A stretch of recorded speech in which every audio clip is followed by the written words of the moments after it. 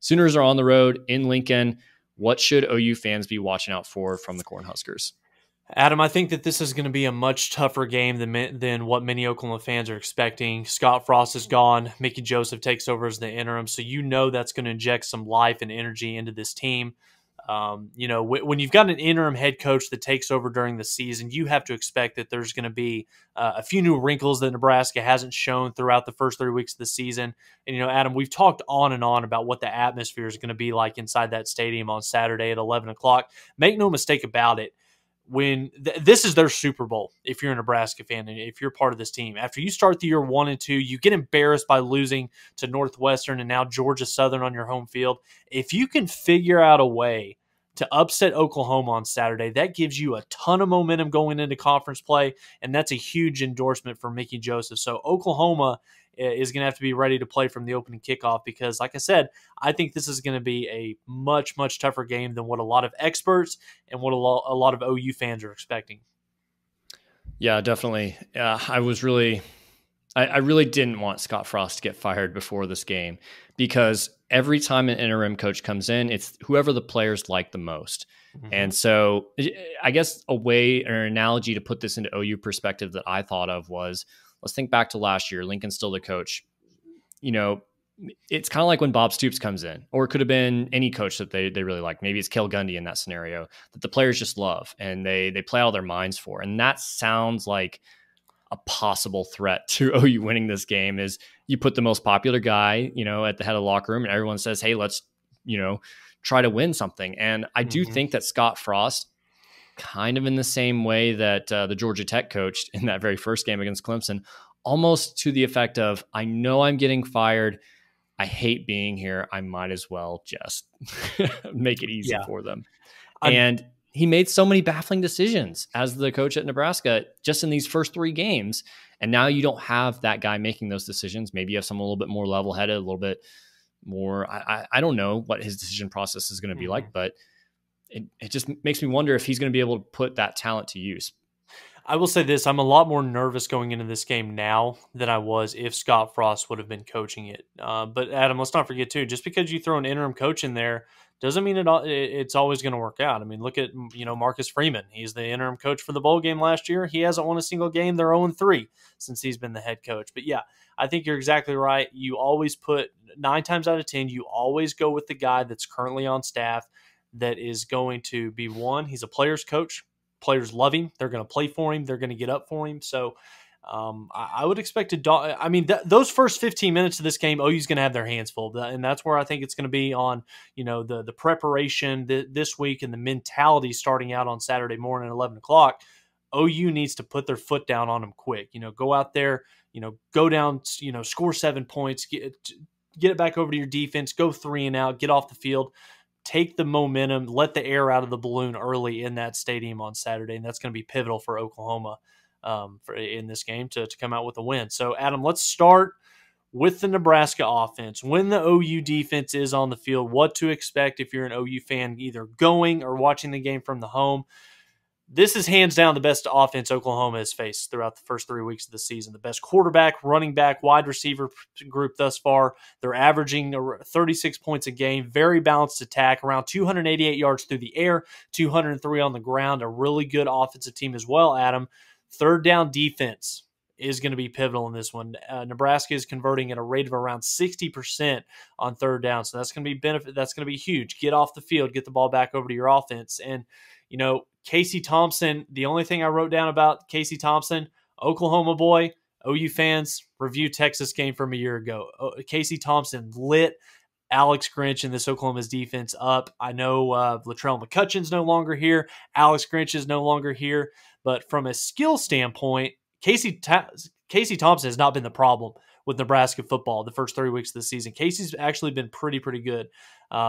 And Adam, I think you could probably even make the claim that he might be the best quarterback in this game on Saturday. If you want to argue that, you can. But like I said, Casey Thompson's going to be good. Running back position, Anthony Grant, 5'11", 200-pounder out of Buford, Georgia, who Brent Venables kind of gave a really big endorsement during his press conference earlier today.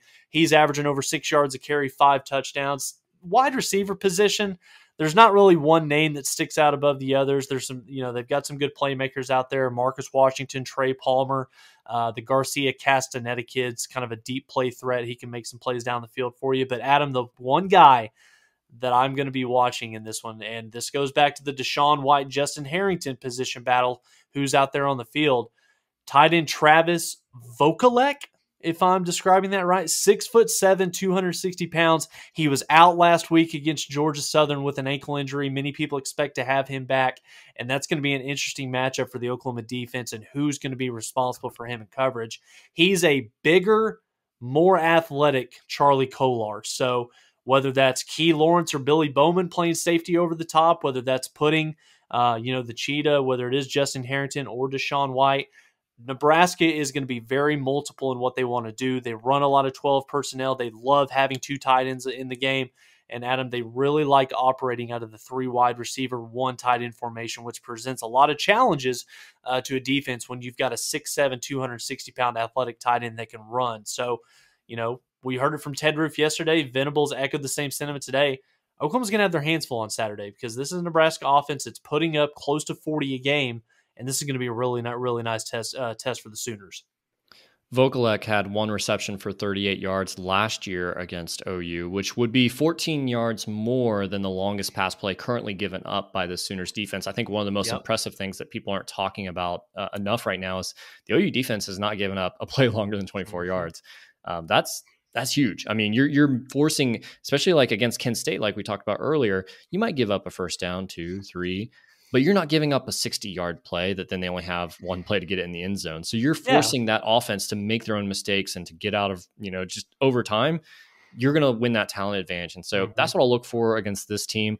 Casey Thompson had some huge plays against OU last year, and he's a good quarterback. I'll have to disagree with you that he's the best quarterback on the field. I mean, it's arguable, but I'll disagree for the moment now, mainly because Casey Thompson still has 3 interceptions. That's 1 per game going into this year. Nebraska has played 3 opponents so far. So I'll be looking to see if OU can kind of force his hand there. And then also the run defense for OU, really impressive. I think we held Kent State to 3.6 yards, and then UTEP was less than a yard per carry. Nebraska, on the other hand, you've got Anthony Grant there. I think he's actually 23 years old, spent some time at Florida State, New Mexico Military Institute before he transferred to Nebraska, but now he's averaging something like 140 yards a game. And that's not all against North Dakota. He's had over 100 yards against every opponent the Huskers have faced. So this is by far the best running game and running threat that is going to test this defense so far. So it's going to be really interesting to see. And, without Frost, who did have a heavy influence on the offense, does that change things? Does it? Who knows? I think that this is the game where through 3 weeks of the season, you find out if Oklahoma's secondary has kind of taken that next step. Because like you talked about, whether you're listening to the TV broadcast, you're listening to, the play-by-play guy inside the stadium, you don't hear much mention of Woody Washington or Jaden Davis or even, Deshaun White. But that's not a bad thing when your corners and safeties aren't getting mentioned on TV, because that means they're not giving up any big plays down the field. And that's something that we've grown accustomed to, within the last 5 to 10 years is, Oklahoma might play good defense for, 2 snaps, but then that third play, they give up a 60-yard bomb down the sideline, and it just kind of puts you behind the 8 ball. So Oklahoma has done a really, really good job limiting the big plays. Like you said, 24 yards is the biggest pass play that this defense has given up. If that continues, and if that's still in play on Saturday, that's going to speak volumes, and that bodes well about Oklahoma's chances to win this game on Saturday. So, Adam, you got anything else before we flip it to the other side of the ball? Let's talk a little defense, because I think this could be interesting here.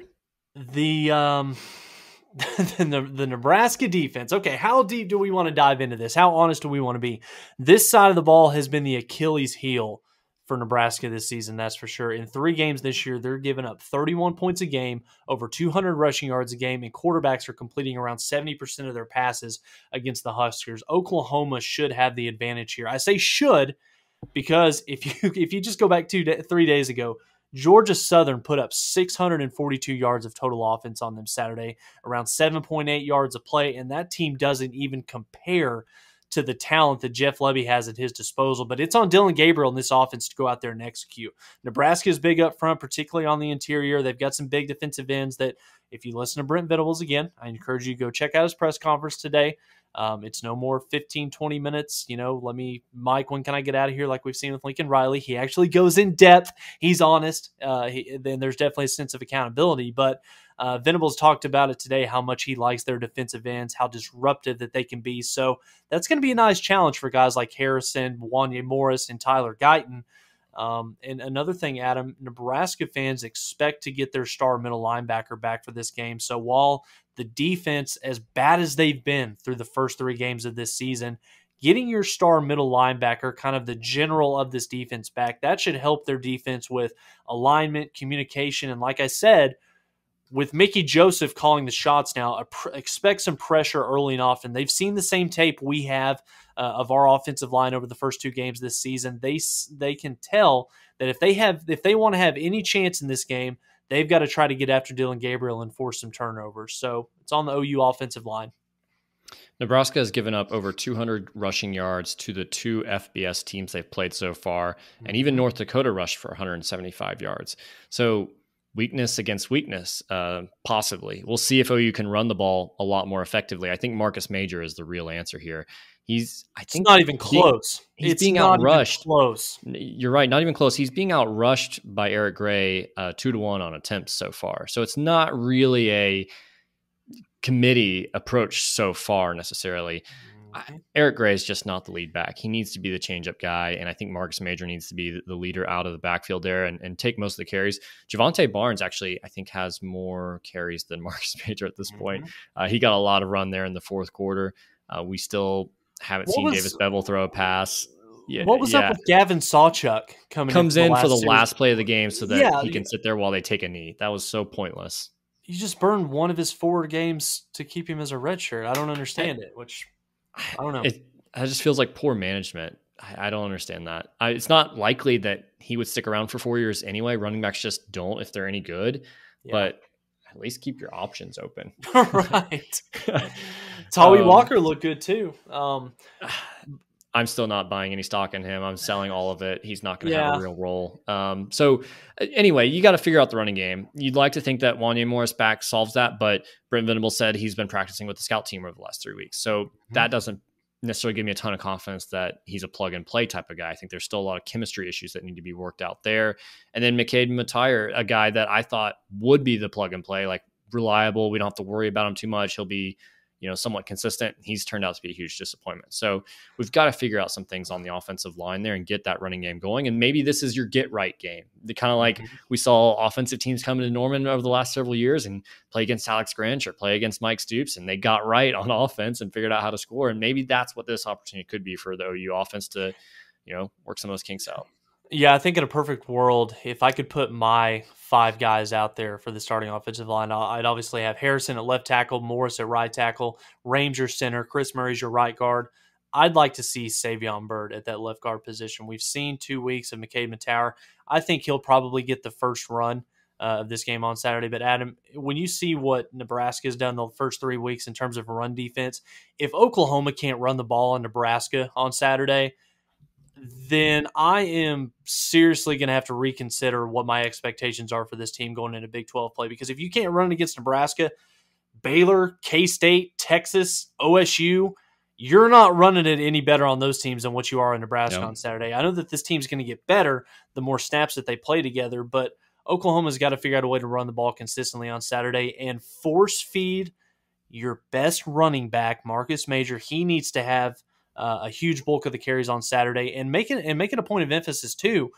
If Nebraska is, depending on the types of coverage that they play, try to get the ball to Marvin Mims, often early on Saturday. Get Dylan Gabriel into a rhythm, run the football. If you want Marvin Mims to have a big day against a secondary like this, better athletes than what we've seen the first two weeks, you got to run the football. That's going to open things up in the play action game down the field for Marvin Mims and Jalil Farouk, hopefully, to make some big-time plays. But, Adam, if I knew right now how our offensive line was going to play on Saturday, I think that we could confidently predict what we would expect to happen on Saturday. Is it too easy of a cop-out to say the offensive line is basically the difference between this being a 3-touchdown win and this being a tough game going late into the fourth quarter? Definitely, because we've seen the disparity in time of possession and number of plays run so far in the first 2 games for OU. I think part of that is because we haven't been able to run the ball effectively. Part of it's the pace and tempo, which is good, but just haven't been able to run the ball effectively. And I think that could mean the difference, because you do have a team that's demoralized right now. They might come in juiced up, but the first time of adversity, if OU can get up 21-0 or something like that, do they fold and the game's over at that point? I think that could be pretty critical.